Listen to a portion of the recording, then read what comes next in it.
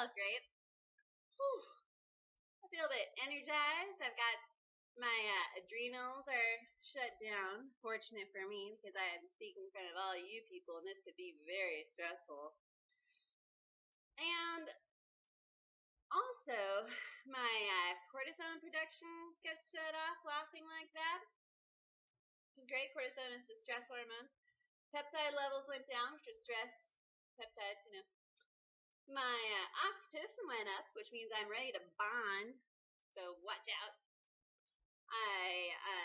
My opiates are up, my endorphins are up, so my pain levels are down. I'm feeling good. And my parasympathetic nervous system is turned on, and my sympathetic nervous system is turned off. That means I am in a state of non-stress. So that's pretty powerful. Not only that, but you know what? I feel energized because I just got a rush of oxygen in my system, and I just exhaled a whole bunch of toxins. So, heck, I am ready to talk about laughter. So, I'm excited to share with you about the scientific, social, and spiritual significances of laughter as advertised. Now, I just covered some of the science of it, but what the heck does that have to do with the social and the spiritual? What's up? Now, the important thing to know is that it's all the same thing. It's just experience manifesting on all these different levels simultaneously, because experience is both physical, mental, and emotional simultaneously at one time. So we have a being over here having emotions, emotional experience, mental experience, and physical experience, all in one being. So these things are not connected per se. They are the same. It's just different levels of looking at something. When you have an emotion, you're simultaneously having a physical manifestation of that emotion. You're having a hormone, right? Also, when you're having a thought, you're having a synopsis. When you're having a thought, you're having an emotion with that thought. When you're having an emotion, you're having a thought and the physical. It's all happening simultaneously all the time. You can't have one without the other. Really important to understand that. Now, if you're blocked from having a physical experience, you're also blocking yourself from having that mental and emotional experience.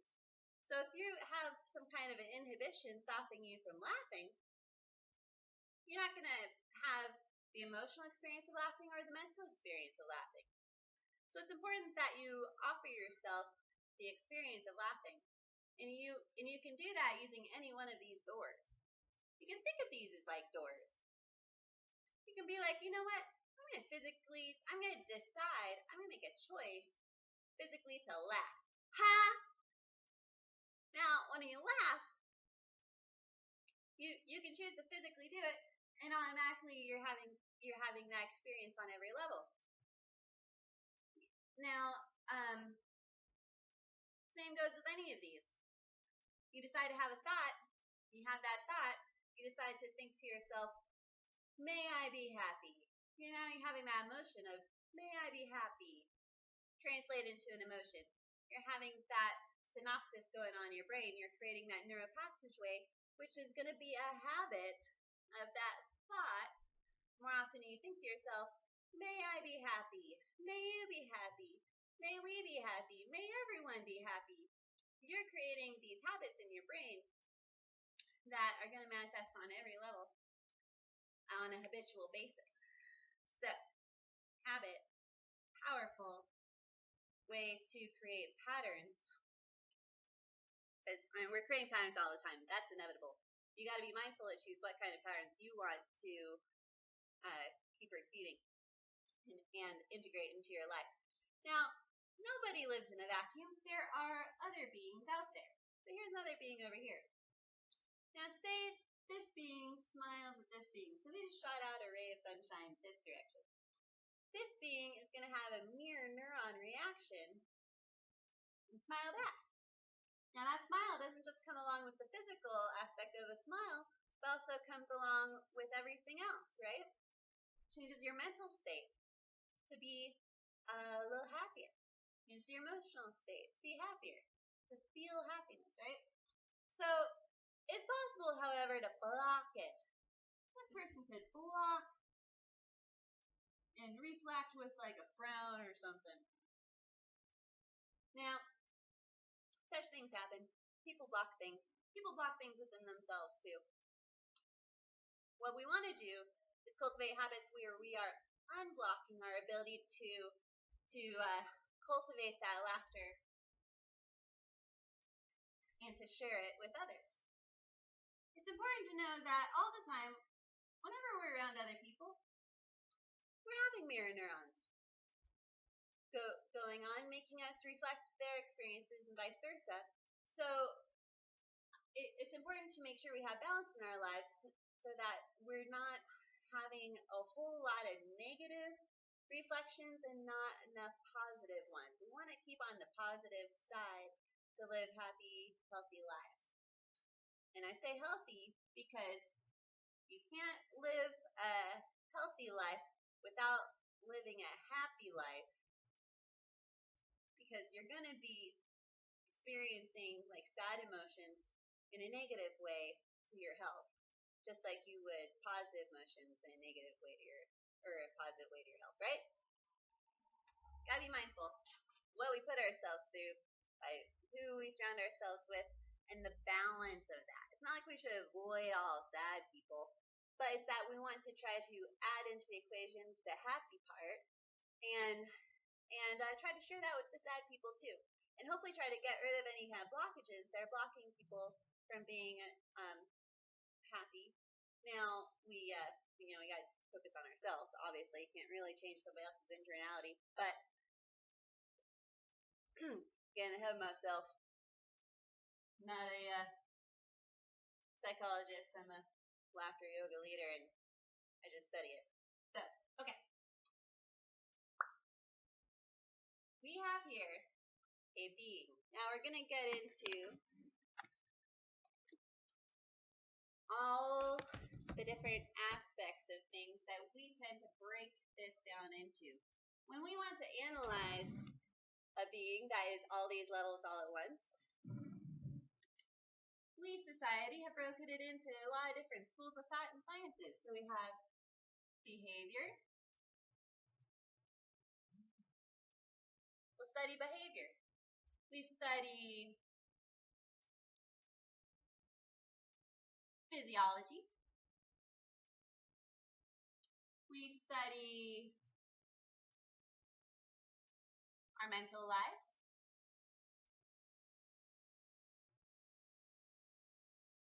Our emotional lives.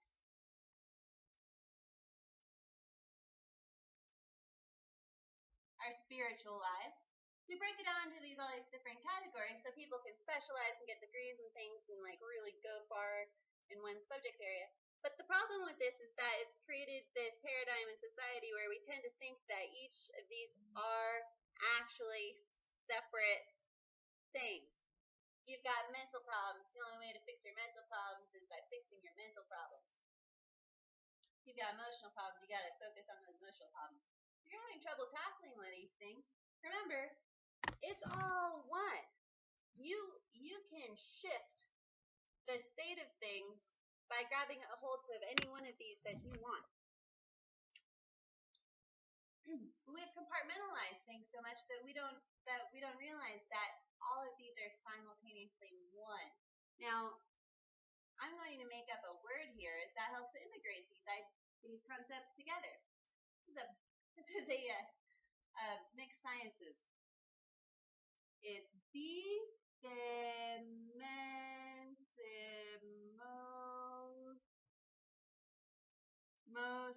Spirituality.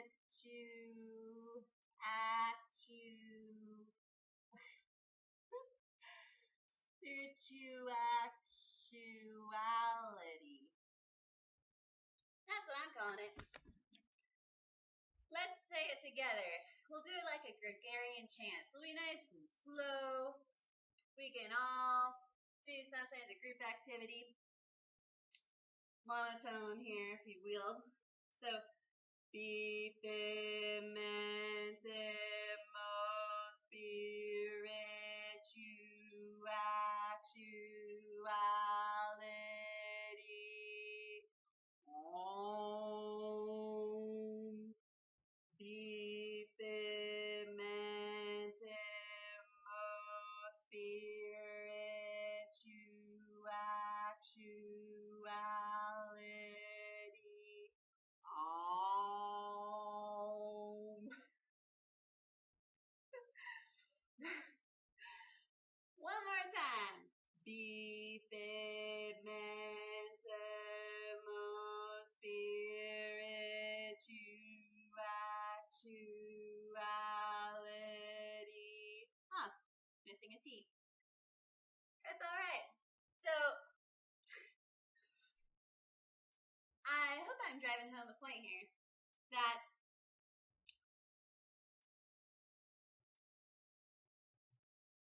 we're just breaking reality down into separate sciences to study them, but they're not separate. They are one thing. It's just experience manifesting on so many different levels. Now, let's focus on the spiritual experience. Because us UUs, we like spiritual experience. That's what we go to church for, right? We want to talk about our spiritual experiences. So, spiritual experience equals, because I like math,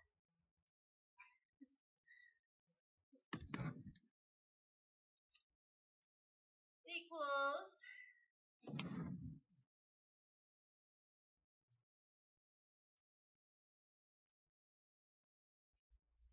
attention, because you can't have an experience without having attention, right? Your consciousness isn't there, you're not experiencing it. Now, attention gets lessened by distraction. So, you could be paying attention to something, but you might be distracted.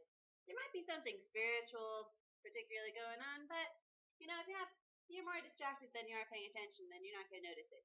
It could totally nullify it, right? So,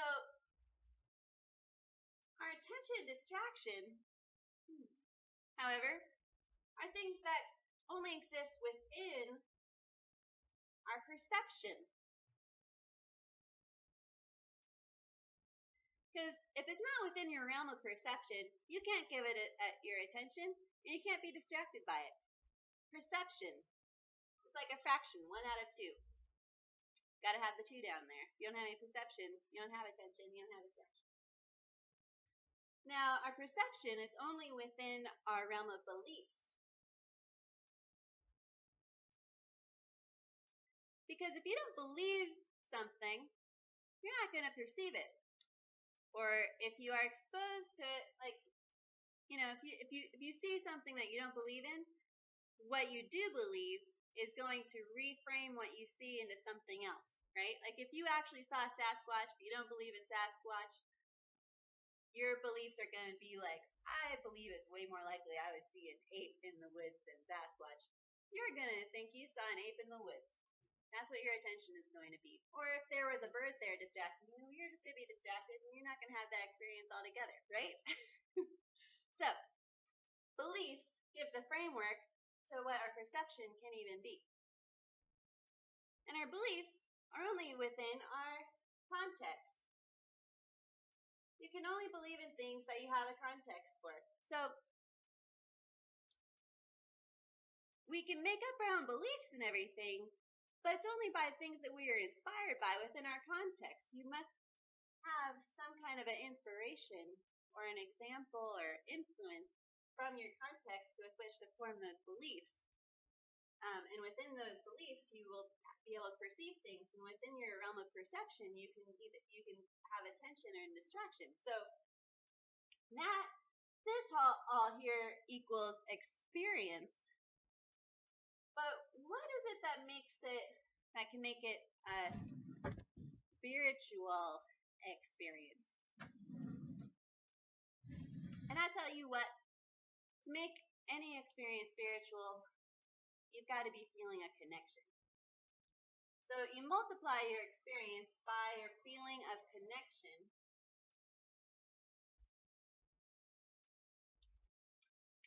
And at the same time as you can be feeling connected, like you might feel really connected to somebody, but then if something happens and you start to feel disconnected, it'll subtract from that feeling of connection. So connection minus disconnect.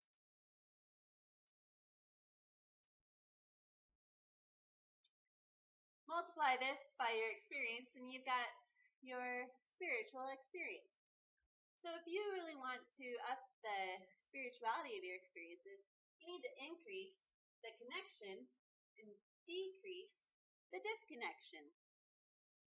You also need to increase your attention and decrease your distraction. And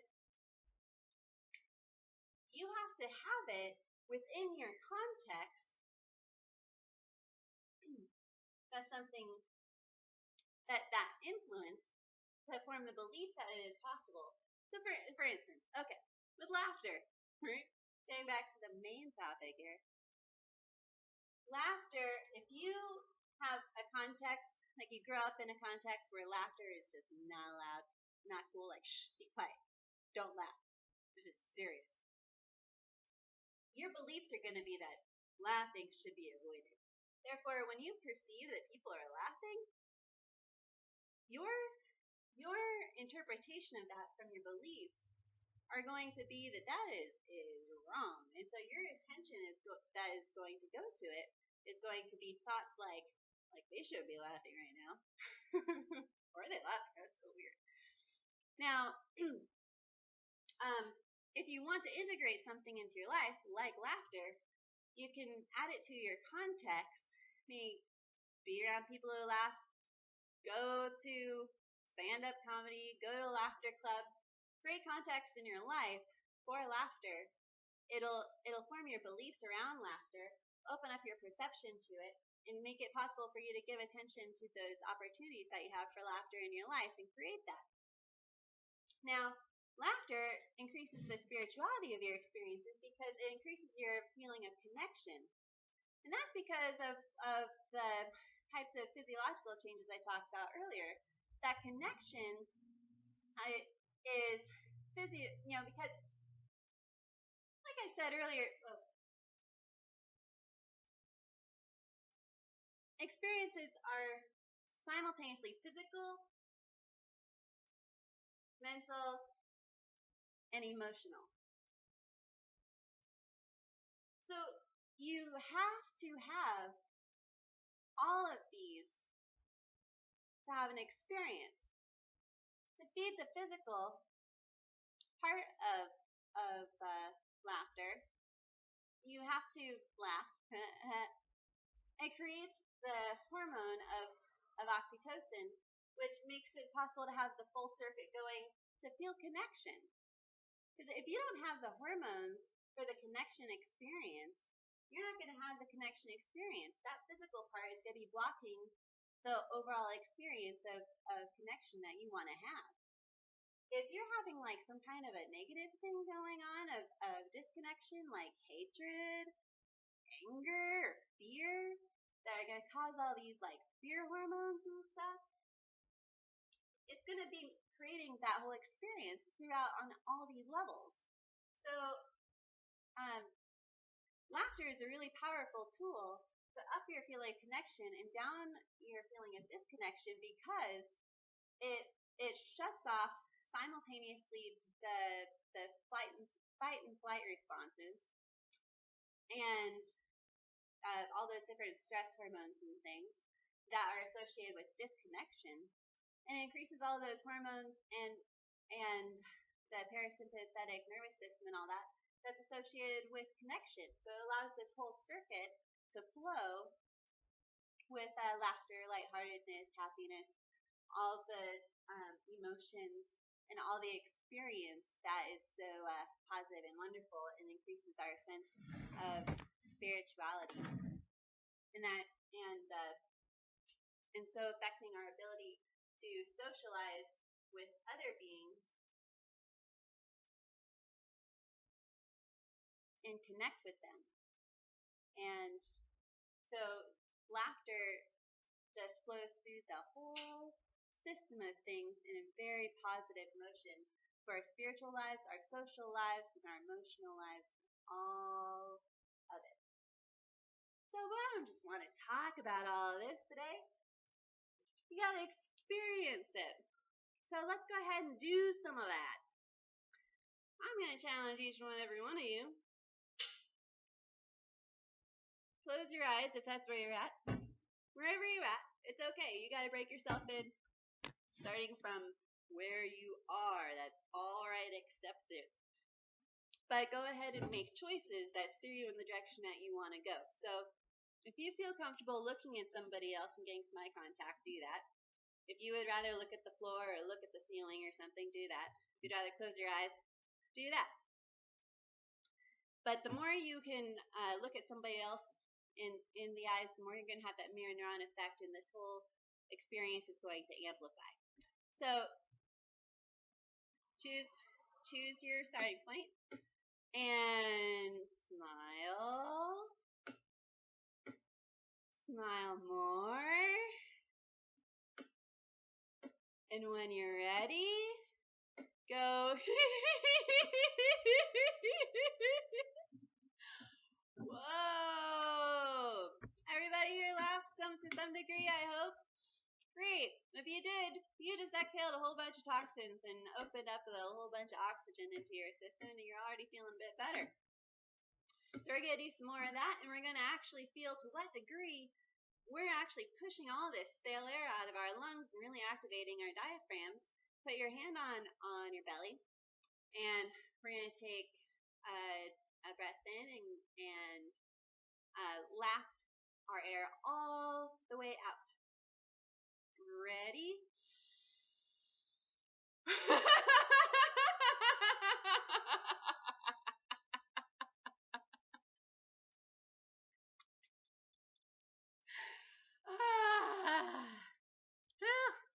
You know, I never get my diaphragm quite as far up as when I laugh. Laughing is such a great way to exhale strongly and to get as much oxygen as possible into our system.